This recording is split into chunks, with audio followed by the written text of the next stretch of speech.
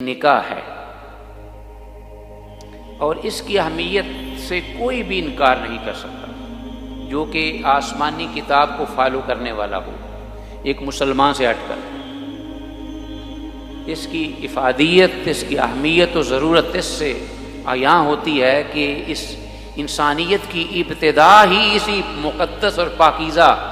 مقدس رشتے سے ہوئی۔ حضرت آدم علیہ السلام اور حضرت حوا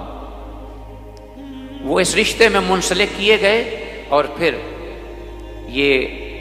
تا قیام قیامت انسانیت کا سلسلہ چلا اور چلتا رہا اور چلے گا۔ یہ اللہ کا حکم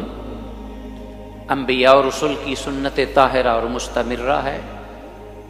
جو آیت مبارکہ پڑھی ہے اس کا ترجمہ آپ سن لیجئے کہ وَلَقَدْ أَرْسَلْنَا رُسُلًا مِّن قَبْلِكَ، انبیاء اور رسل جو کہ اس زمین پر اللہ کی مخلوق میں اللہ کے بعد ہستی ہیں، شان میں، مقام میں، مرتبے میں، ان کے بارے میں کہا گیا ہے کہ ان کی بھی یہ ضروریات ہیں، تقاضے ہیں ان کے بشری۔ اور اللہ نے فرمایا کہ ہر رسول اور پیغمبر اول سے آخر اس کے لیے ہم نے بیویاں بھی مقرر کی، ان کی گھر والیاں، اور پھر ان کو اولاد سے بھی نوازا۔ ایک تو یہ معلوم ہوا کہ خالص پیور انبیاء اور رسول بشر تھے،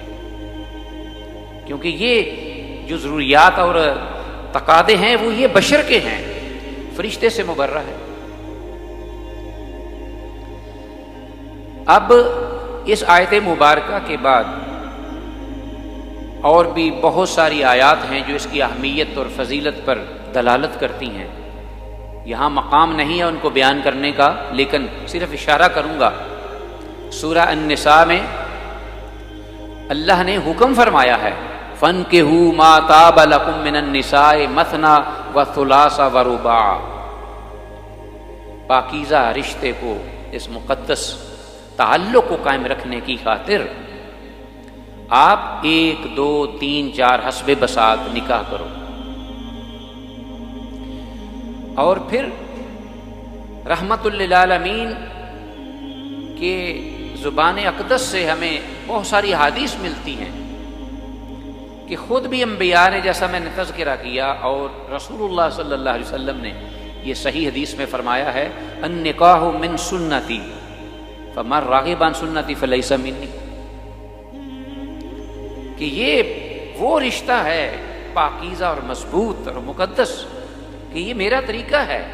میرا پیارا طریقہ ہے، سنت طاہرہ، اور جو اسے بروخی برتے گا وہ میرے طریقے پر نہیں، وہ اپنا جائزہ لے،